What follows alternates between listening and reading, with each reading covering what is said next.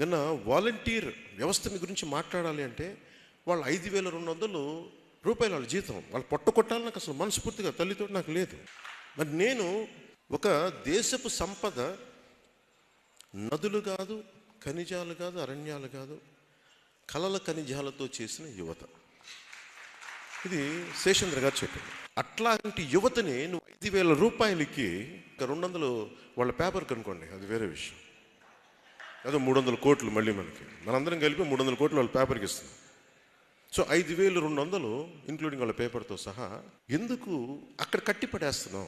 గ్రామానికి 10 మంది చొప్పున ఊహించుకోండి, 33,000 గ్రామాలు, 10 మంది చొప్పున కట్టి పడేస్తే వాళ్ళలో ఎంతమంది బలమైన వ్యక్తులు ఉన్నారు?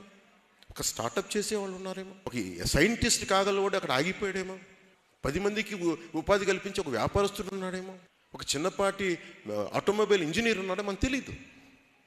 So you're not tapping the hidden potentiality of youth. మీరు మాకు ఊడిగం చేయండి, 5,000కి ఊడిగం. డిగ్రీ చదువుకుని 5,000, డిగ్రీ చదువుకుని 5,000 రూపాయల? మీరు ఆలోచించండి, ఎంత పర్ డే?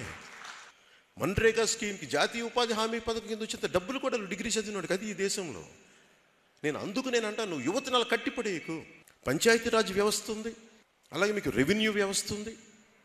ఇవన్నీ కాకుండా ప్రతి పొలిటికల్ పార్టీకి, రూలింగ్ పార్టీకి వాళ్ళ వ్యవస్థ ఉంటుంది. ఈ 3 వ్యవస్థల్ని కాదని 4వ వ్యవస్థ నువ్వు పెడితే నిరుద్యోగం ఎంత పెట్టరేగిపోతే 5,000 రూపాయల కోసం ఒక డిగ్రీ చదువుకున్న కుర్రాడు ఆ ఉద్యోగానికి వెళ్ళిపోయాడంటే వాళ్ళని శ్రమ దోపిడీ చేస్తున్నాడు. ఇతను క్లాస్ వారి గురించి మాట్లాడతాడు. సో నేను ఎందుకన్నా నిన్న ఆ మాట, నేను వేగ్గా అనలేదు ఆ మాట. ఢిల్లీలో ఎక్కడో కూర్చుంటే చాలా పెద్ద స్థాయి నిఘా సంస్థల వ్యక్తులు ఏదో అవి ఇవి మాట్లాడుతూ రాష్ట్రం గురించి మాట్లాడుతూ ఉంటే వాళ్ళు చెప్పింది, మీ రాష్ట్రంలో ఆంధ్రాలో దాదాపు ఇన్ని వేల మంది అమ్మాయిలు మిస్ అవుతున్నారు, నీ దృష్టిలో ఉంది యాజ్ పార్టీ ప్రెసిడెంట్గా అడిగాను. నన్ను మిస్ అవుతుంటారు కదా అని. లేదు అని చెప్పి డేటా చెప్తే నాకు మతిపోయి తల తిరిగిపోయింది నాకు. ఎందువల్ల అన్నాను, ఇది నక్సెస్ ఉంది మీ ప్రభుత్వానికి, ఇందులో ప్రభుత్వంలో పనిచేసే కొంతమందికి. నేను అందరిని బ్లేమ్ చేయట్లా, వాళ్ళు కూడా ఇదే చెప్పాను. ఎక్కడుంది లోపం అంటే మీరు చూసుకోండి, ఒకసారి మీరు మాట్లాడించండి అని చెప్పాను. అక్కడి నుంచి డేటా తీసుకుంటే నేషనల్ క్రైమ్ రికార్డ్ బ్యూరో వాళ్ళు దాదాపు 29,800 చిల్లర ఎంతో అమ్మాయిలు మిస్ అయిపోయారు. వాళ్ళలో 14,000 16,000కే తిరిగి ఇళ్ళకు వచ్చారు, తీసుకొచ్చారు. మిగతా 16 నుంచి ఇంకొక సగం ఇంటికి రాలా. వాళ్ళు చెప్పింది ఏంటంటే ఇది చాలా తీవ్రమైనది, కేంద్ర ప్రభుత్వ నిఘా వర్గాలు దీని మీద చాలా లోతుగా అధ్యయనం చేస్తున్నాయని చెప్పారు. 10 మంది యువకులు వెళ్ళి ప్రతి ఇంటికి తిరుగుతూ ఉంటే ఆ ఇంట్లో ఉండే సందులో ఉండేవాళ్ళు కానీ, ఆ వీధుల్లో ఉండేవాళ్ళు కానీ ఏం పని మీకు ఎక్కడ అంటారు కదా. అలాంటిది ఆ యువకులకి 5,000 రూపాయలకి వాళ్ళ ఇంట్లోకి దూరిపోయే అవకాశం ఇచ్చే ఏముంది వాళ్ళ దగ్గర? డేటా. ఏం డేటా ఉంది? మీ ఇంట్లో ఎంతమంది ఉంటారు, మీ ఆధార్ కార్డు తెలుసు, ఎంత ఆదాయాలు వస్తాయో తెలుసు, ఎంతమంది పిల్లలు, ఎవరికి పెళ్ళయింది, ఎవరికి పెళ్ళి అవ్వలేదు, ఎక్కడ చదువుతున్నారు, వీళ్ళు పొద్దున్న లేస్తే ఎక్కడికి వెళ్తారు, ఎక్కడికి తిరిగి వస్తారు, వీళ్ళకి ప్రేమలు ఉన్నాయా, భార్యాభర్తల మధ్య గొడవలు ఉన్నాయా, భర్త బయటికి వెళ్తే భార్య ఏం చేస్తుంది, భర్త బయటికి వెళ్తే భర్త ఎక్కడ తిరుగుతాడు. ఈ ఇన్ఫర్మేషన్ అన్నీ చాలా అసలు ఎప్పటికీ లేదు, మైక్రో లెవెల్కి వెళ్ళిపోయింది. ఆ ఇన్ఫర్మేషన్ తీసుకొని వాళ్ళు మేబీ జగన్ కానీ వీళ్ళు స్టార్ట్ చేసినప్పుడు వీళ్ళ ఉద్దేశం వాళ్ళ పార్టీ బలోపేదం కనుకోవచ్చు, కానీ ఇన్ఫర్మేషన్ సెన్సిటివ్ ఇన్ఫర్మేషన్ కదా. చిన్నప్పుడు మా అమ్మ ఊర్లోకి వెళ్ళిపోయి మమ్మల్ని వదిలేసి వెళ్ళిపోతే మేమేం చెప్పేవాళ్ళం, మీ అమ్మ నాన్న ఉన్నారంటే మా అమ్మ నాన్న పైన ఉన్నారని చెప్పేవాళ్ళు. నేను మా అక్క మా చెల్లి ఉండేవాళ్ళం.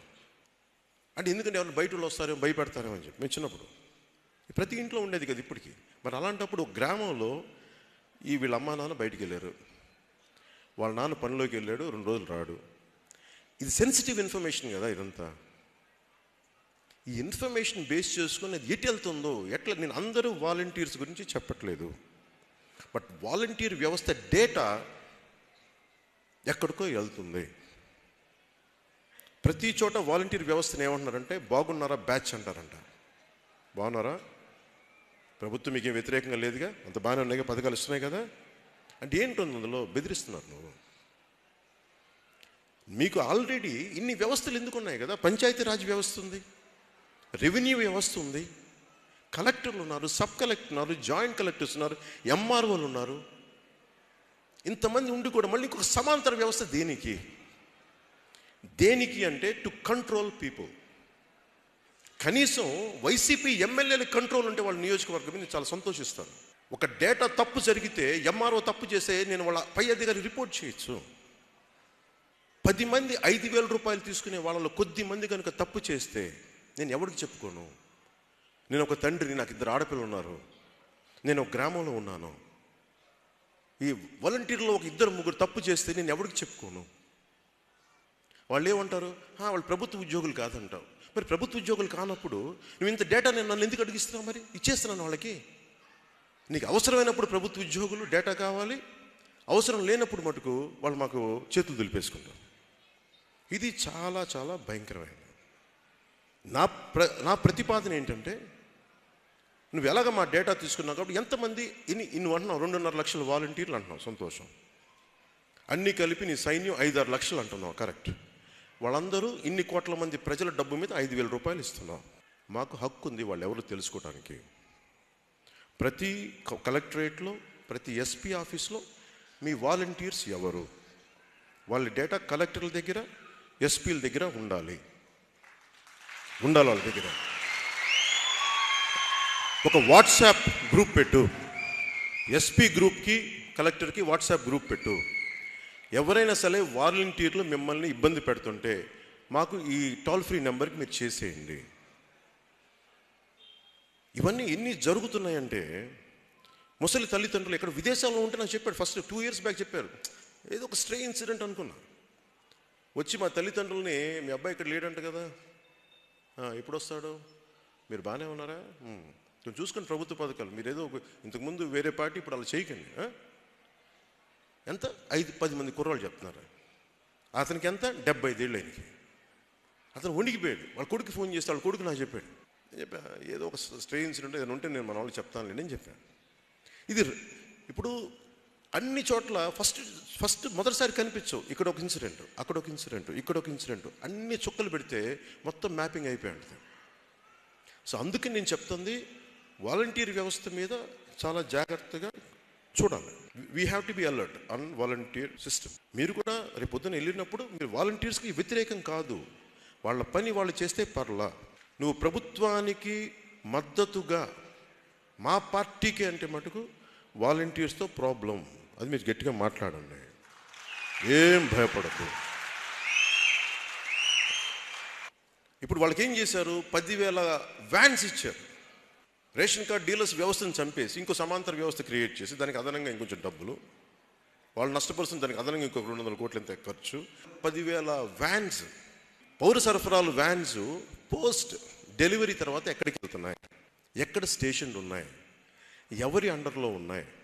5,200 రూపాయలు ఇచ్చి వాళ్ళకి వ్యాన్లు కూడా ప్రొవైడ్ చేసావు. వాళ్ళు ఏం చేస్తున్నావు దాంట్లో? ఎప్పుడైనా చెక్ ఉందా? ఎప్పుడైనా చెక్ చేసావా జగన్?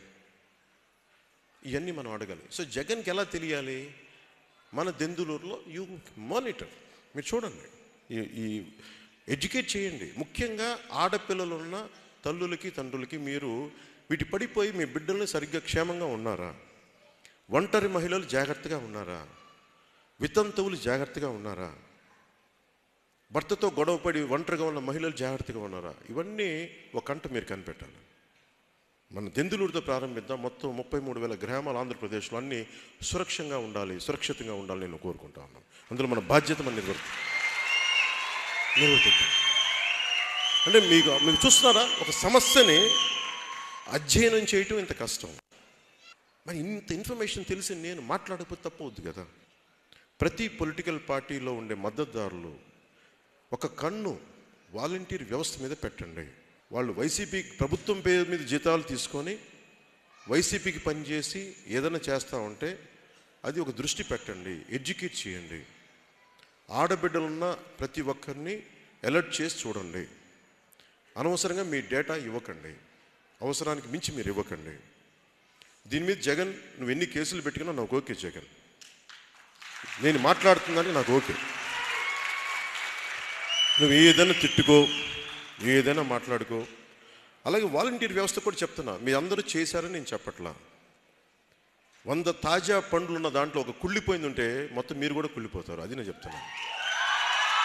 10 మంది ఉండొచ్చు, ఇన్ని లక్షల మందిలో కొంతమందే ఉండొచ్చు.